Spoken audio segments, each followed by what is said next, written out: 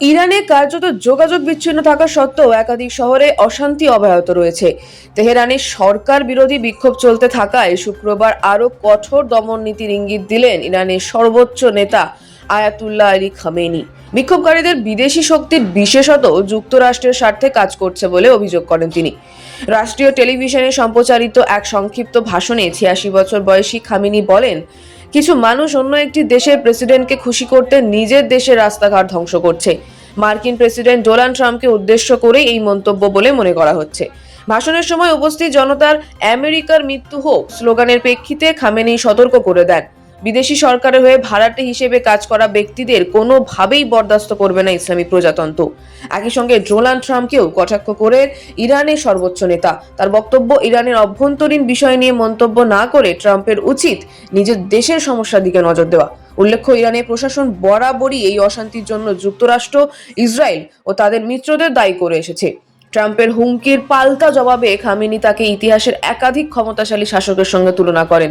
তিনি বলেন, ফারাও নমরুদ, রেজা খান ও মোহাম্মদ রেজার মতো বিশ্বের দাম্ভিক শাসকেরা ক্ষমতার চূড়ায় থাকতেই উৎখাত হয়েছেন।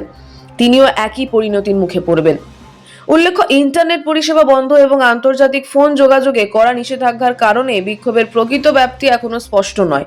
তবে এই আন্দোলন সাম্প্রতিক বছরগুলিতে ইরানের শাসক গোষ্ঠীর সামনে সবচেয়ে বড় চ্যালেঞ্জ বলে মনে করা হচ্ছে।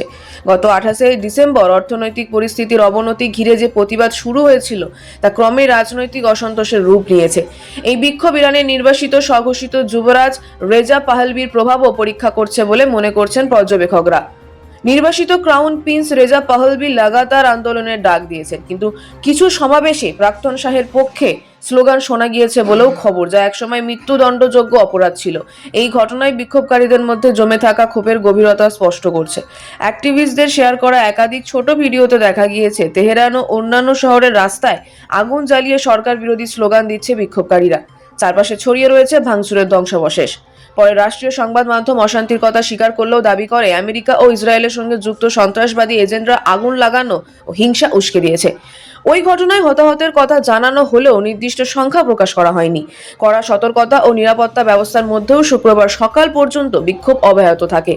আন্তর্জাতিক মহলের নজরদারির মধ্যেই প্রশাসনের নিষেধাজ্ঞা উপেক্ষা করে পথে নামেন আন্দোলনকারীরা।